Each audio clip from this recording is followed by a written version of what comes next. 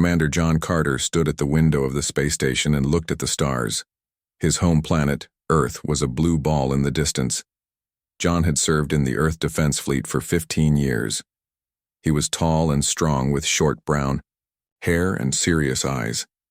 His uniform was dark blue with silver buttons and the Earth Defense symbol on his chest. Today was different from all other days in human history. Today, aliens had finally made contact. John turned away from the window when he heard the door open. Lieutenant Susan Wright walked in. She was John's second-in-command and best friend. Her face was tense.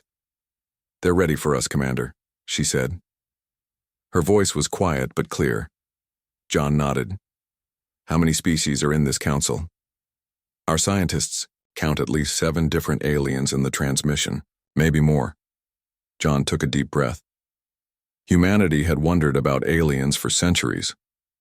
Now they were here, not with ships in the sky, but with a message sent from somewhere deep in space. The meeting room was ready. A large round table with screens, and a central area for the alien transmission to appear. 5 other humans waited there, the station's top scientists and communication experts. Everyone looked nervous. "Record everything," John told them. "Every word, every image." The main screen lit up. The room became silent. At first, there was only light and strange sounds. Then shapes began to form. The aliens appeared as see-through figures, holograms. They were very different from each other. One looked like a giant bird with colorful feathers and a sharp beak. Another was like a squid with 10 arms and large eyes. A third seemed made of crystal that caught the light and broke it into rainbows. The bird-like alien stepped forward. When it spoke, its beak moved, but the words came through a translator. "Greetings, humans of Earth. I am High Speaker Jazir of the Galactic Council.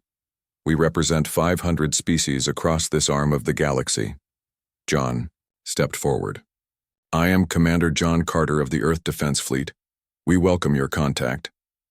The alien's head tilted in a way that reminded John of curious birds on Earth. "Your species has been classified as Deathworlders, organisms evolved on a planet with extreme gravity, atmospheric toxins, and aggressive fauna. This classification is not made lightly." Susan looked at John with surprise. John kept his face calm, but his mind was racing.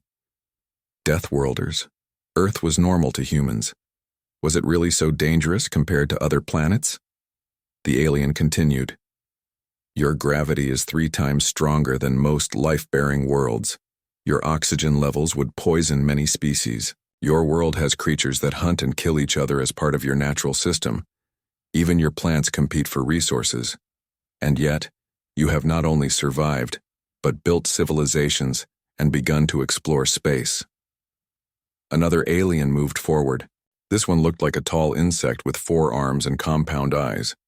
"We have observed your rapid expansion into your solar system, your space stations, your colonies on your moon and on Mars, your mining operations in your asteroid belt. Your resilience is concerning, yet also valuable."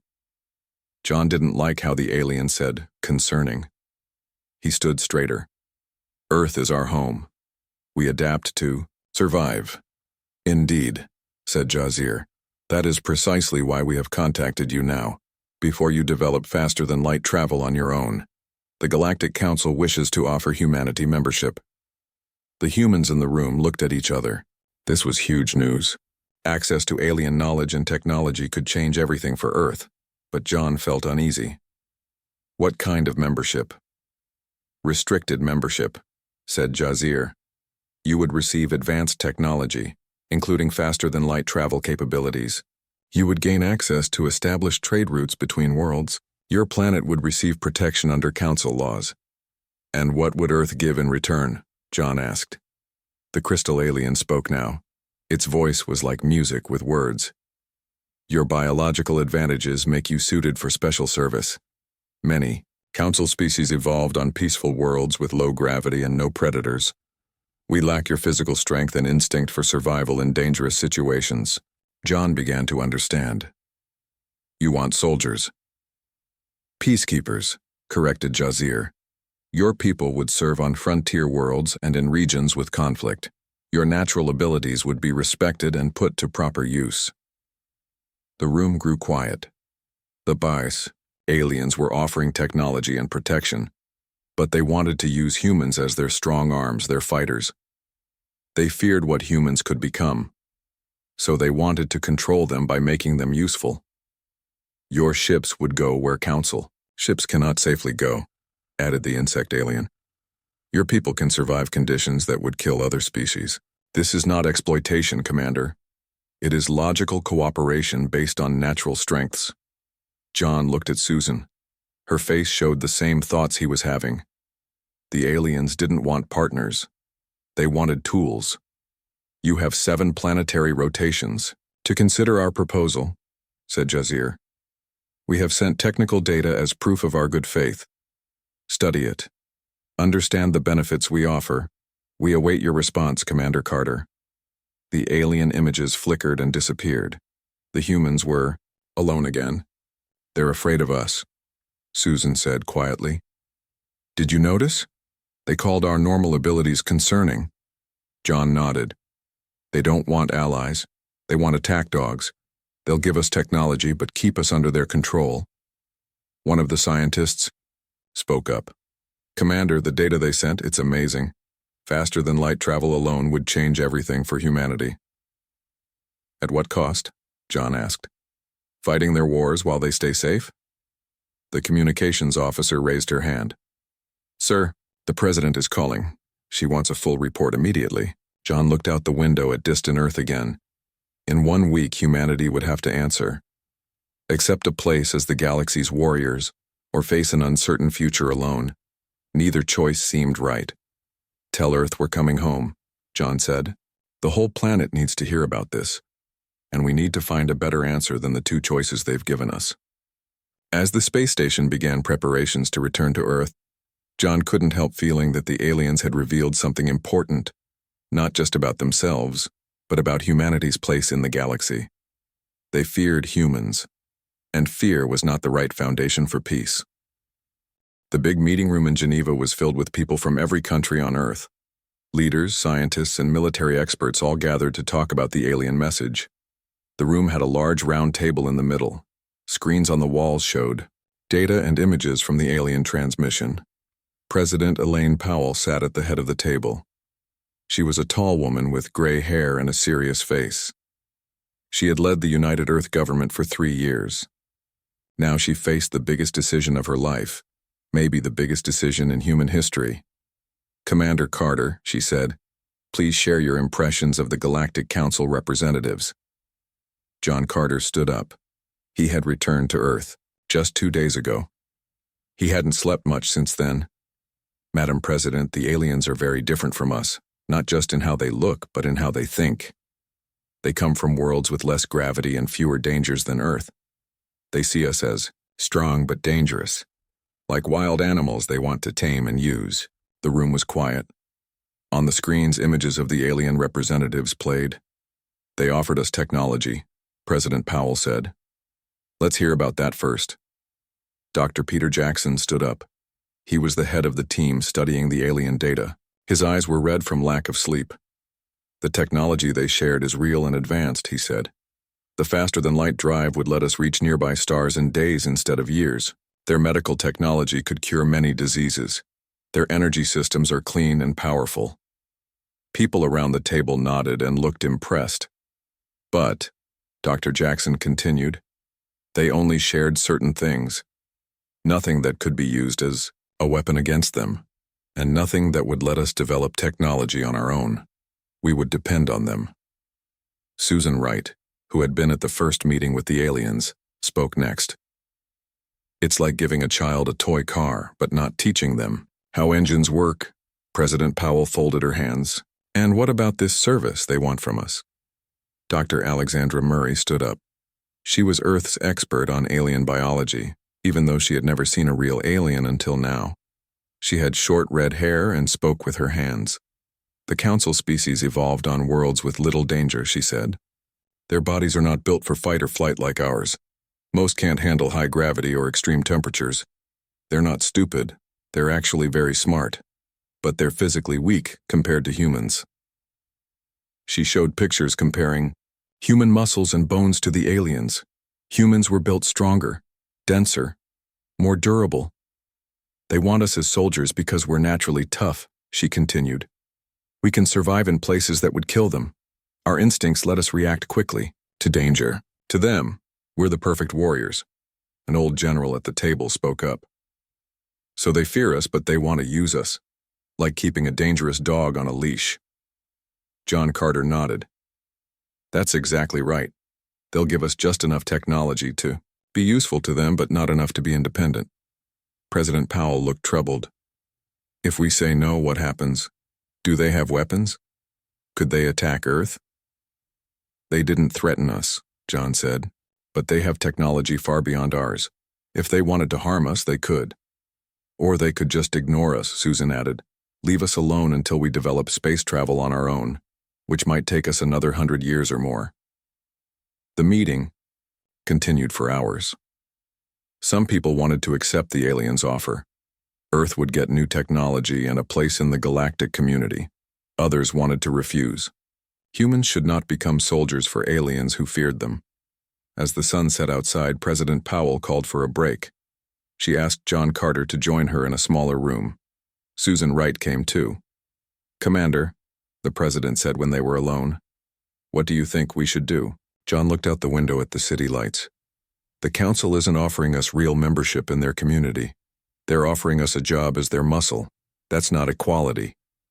But their technology could solve so many problems on Earth, the president said. Yes, John agreed. But at what cost?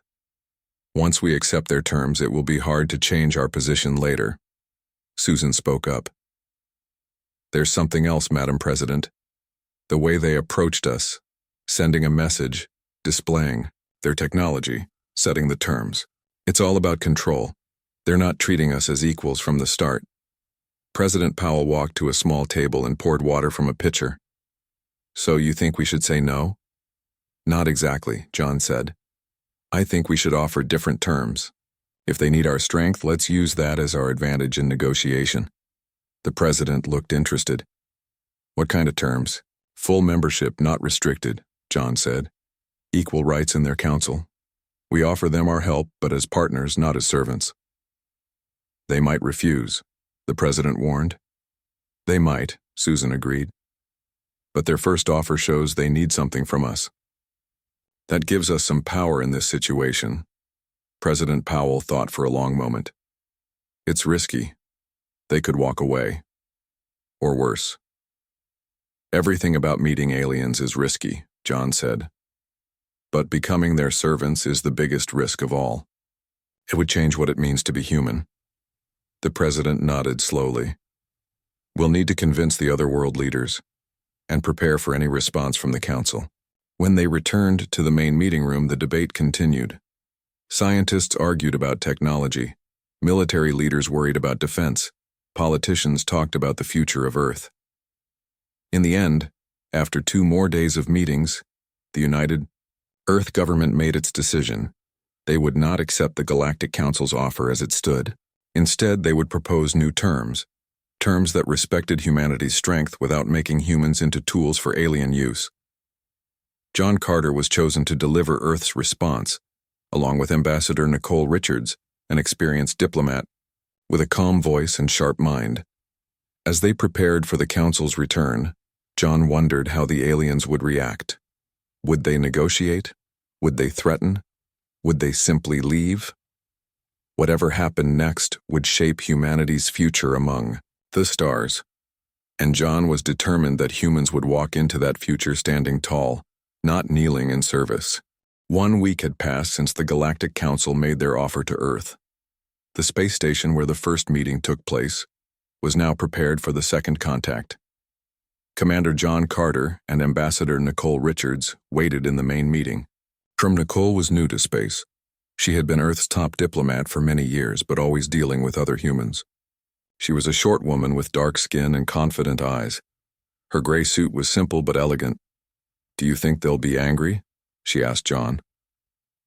John checked the communication systems one more time. They'll be surprised for sure. No one likes hearing no to an offer they thought was generous. We're not saying no, Nicole reminded him. We're saying not like this. There's a difference. The room lights dimmed, and the holographic projectors activated. The air shimmered, and then the alien representatives appeared. High Speaker Jazir stood in the center, her bird-like features showing no emotion that humans could read. Commander Carter, she said with a small bow of her feathered head, we return as promised to hear Earth's response to our offer of restricted membership. John stepped forward. High Speaker, thank you for returning. I present Ambassador Nicole Richards, who will speak for Earth today. Nicole moved to stand beside John. Even though she was nervous, her voice was steady and clear. Honorable members of the Galactic Council, she began. Earth appreciates your offer of restricted membership. We are grateful for the technology samples you have shared. They show us wonderful possibilities for the future. The aliens seemed pleased. Several nodded, or made gestures that looked like agreement. However, Nicole continued, Earth proposes different terms. The aliens grew still. The squid-like one moved its tentacles in what might have been surprise. Earth will not serve as your enforcement arm, Nicole said firmly. Instead, we propose full membership with equal voting rights. We offer cultural exchange, scientific collaboration, and yes, mutual defense when needed. The meeting room filled with strange sounds as the aliens spoke to each other in their own languages. High Speaker Jazir's feathers rose up, making her look larger. Impossible, she responded. Full membership requires centuries of observation. Your species is too unpredictable, too aggressive. The Council has protocols. John stepped forward to stand with Nicole. Yet you would trust these unpredictable aggressors to fight your wars? If we're safe enough to be your soldiers, we're safe enough to be your equals.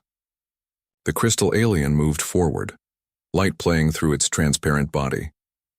You misunderstand. Restricted membership is a privilege. Many species wait for thousands of years before being noticed by the Council. And how many of those species come from death worlds like Earth? John asked. The aliens were silent. None, John answered his own question. You fear us because we evolved on a planet you consider dangerous, but then you want to use that same strength. We understand. But partnership must be based on respect, not fear and control. John touched a control panel and a new hologram appeared between the humans and aliens. It showed images from Earth, doctors helping patients, engineers building bridges, farmers, growing food, artists creating beautiful things. We evolved on a harsh world that taught us to adapt or perish, John explained. That resilience isn't just physical, it's in our problem solving, our creativity, our determination to overcome challenges. Nicole stepped forward again. The Council needs what humanity offers, but not as servants, as partners. These are our terms. High Speaker Jazir's feathers slowly settled. You understand that you are asking us to break thousands of years of tradition? No species has ever demanded full membership without first proving themselves through service. Perhaps it's time for new traditions, Nicole suggested gently. Evolution isn't just for bodies. Ideas and systems must evolve too. The insect-like alien moved its four arms in a complex pattern. This is not how negotiations with new species are conducted. John smiled slightly. Humans are good at doing the unexpected. It's how we survived on our death world. Jazir made a sound that might have been a sigh.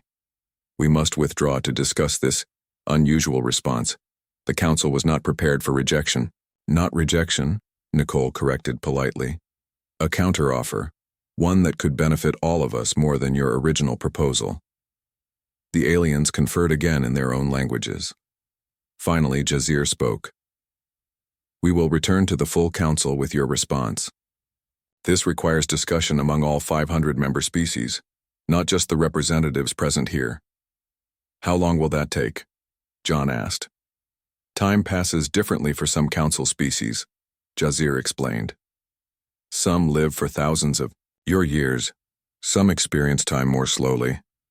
But we understand your lifespans are shorter. We will return in 3 of your planetary days. John and Nicole exchanged glances.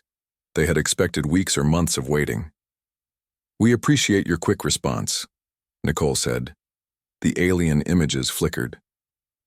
"Before we depart," Jazir said, "I have a question. Why did you humans not simply accept what was offered?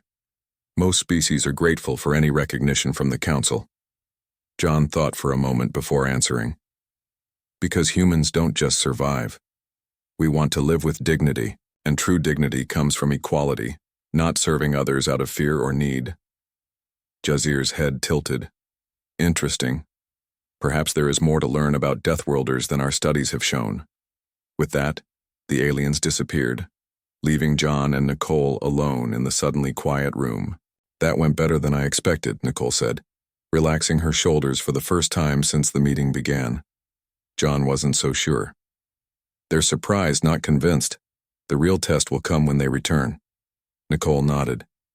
3 days isn't long to change thousands of years of thinking. "No," John agreed. "And we need to be ready for whatever comes next. If they say no to our counteroffer, things could get difficult." They left the meeting room and walked to the station's observation deck. Earth was visible through the large window, blue and peaceful from this distance. "What do you think they'll do?" Nicole asked, looking at their home planet. John stood beside her. "I don't know, but I think we just changed how they see humans. We weren't afraid. We weren't grateful for scraps. We stood as equals. That matters." Nicole smiled. "It matters a lot. Even if they say no, we've kept our dignity." As they watched Earth turning slowly below them, both wondered what the next 3 days would bring. Would the Galactic Council consider their terms, or would humans have to find their own way among the stars, without alien help?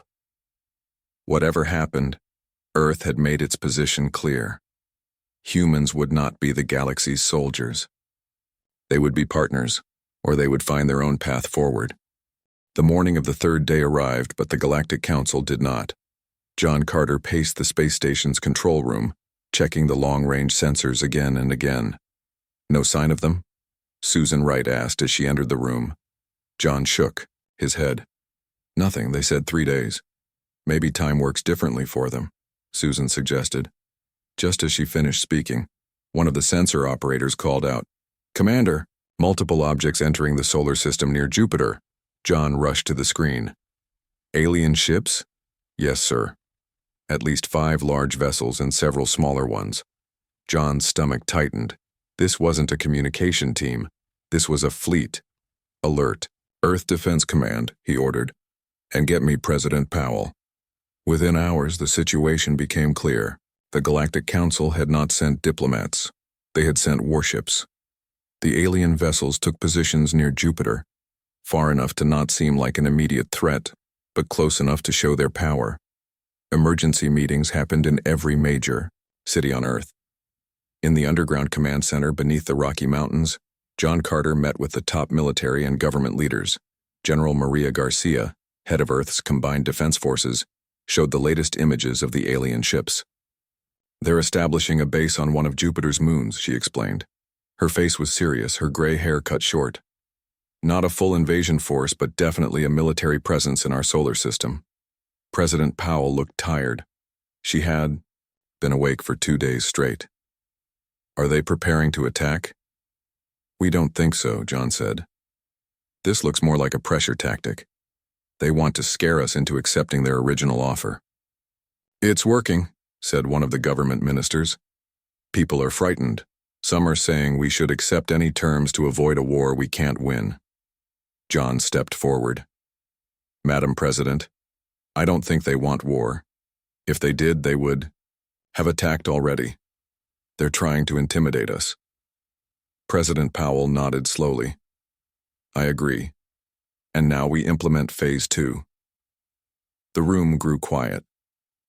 Phase 2 was a risky plan. "Are we sure it will work?" General Garcia asked. "No," the president admitted. "But it's our best option. Commander Carter, you will lead the mission." John nodded. "Yes, Madam President." 2 days later, John was on a small, fast ship heading toward Jupiter. With him were Susan Wright and a team of Earth's best scientists and engineers. Hidden in the cargo hold was Earth's secret weapon, technology that the humans had developed based on the small amount of information the Council had shared. "They're tracking us," Susan reported as they approached Jupiter. "One of their ships is moving to intercept." John took a deep breath. "This is Commander John Carter of Earth, requesting communication with the Galactic Council forces." After a long silence, a response came through. On the screen appeared a reptilian alien with green scales and vertical pupils. John had not seen this species before. "I am Commander Drex of the Council Security Fleet," the alien said. "Your approach is not authorized. Return to Earth immediately." John kept his voice calm. "We come to talk, not fight. The 3 days you promised have passed. We expected diplomats, not warships." The alien's scales shifted color slightly. "The Council has considered your response to our generous offer. Your counter-proposal has been rejected. The original terms stand: restricted membership in exchange for military service. Your show of defiance has only confirmed that humans require firm guidance." John exchanged glances with Susan. This was what they had feared. "We wish to discuss this matter further," John said. "We request permission to dock with your command ship." "Denied," Drex responded. "Return to Earth and prepare your formal acceptance of our terms.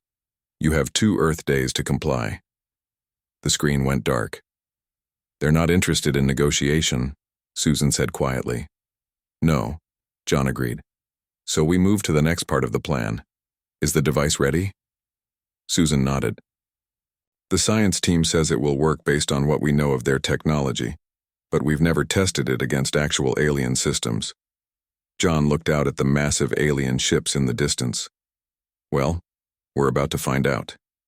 He pressed a button on his control panel. "This is Commander Carter to all Earth ships. Activate Phase 2. Now." Throughout the solar system, hidden satellites that Earth had launched after the first contact suddenly powered up. They began broadcasting a signal pattern that Earth scientists had discovered in the Council's technical data, a pattern that interfered with their faster-than-light drive systems.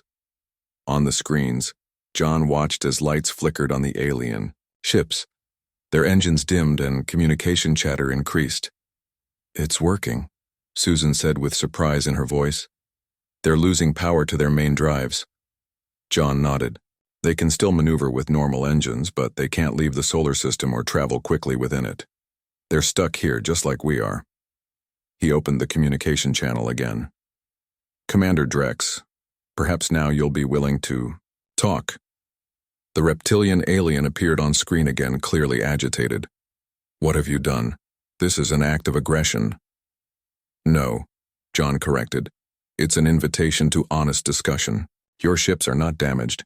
Your weapons still work. Your life support is fine. But you can't leave until we talk, as equals." Drex's scales turned a darker shade. "The Council will not respond to threats, just as Earth will not respond to shows of military force," John replied calmly.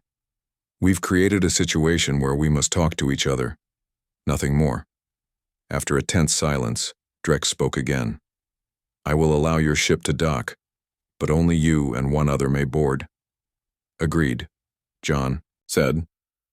As they approached the alien ship, Susan looked worried. "This is dangerous, John. They could just arrest us." "They could," he agreed. "But then Earth would never deactivate the interference field. They're smart enough to understand that." The alien ship was enormous up close. Their small Earth vessel looked like a toy next to it. They docked at a small bay and were met by armed guards of different alien species. All of them watched the humans with what seemed like a mixture of fear and curiosity.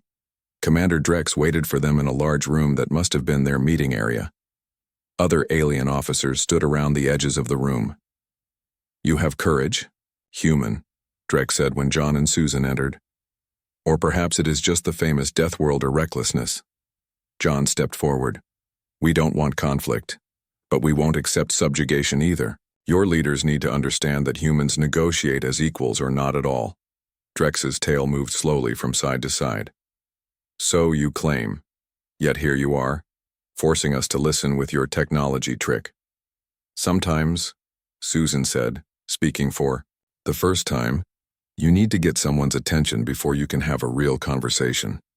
Drex looked at her, then back at John. You have our attention, Commander Carter. Now what do you propose? For the next several hours they talked, really talked without threats or demands. John explained why Earth could not accept being used as soldiers. Drex explained the Council's fears about letting a Deathworld species have too much power too quickly. Slowly, they began to understand each other.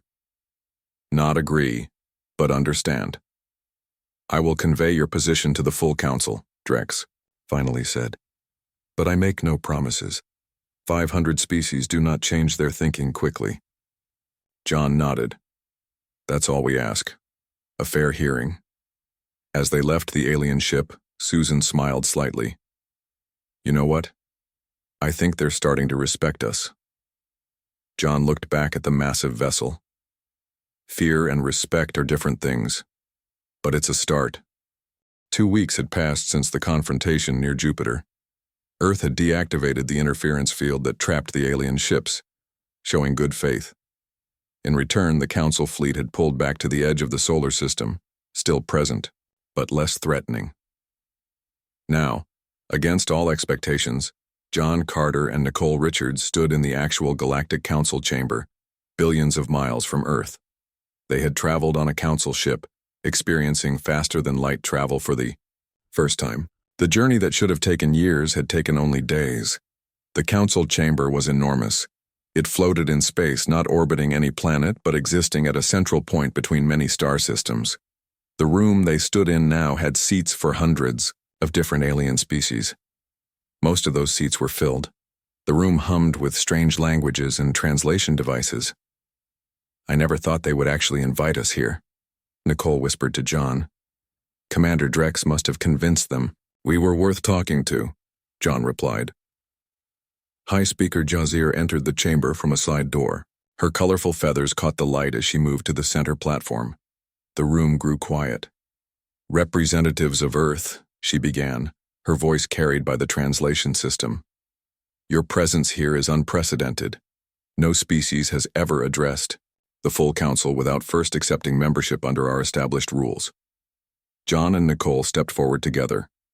They had agreed that Nicole would speak first.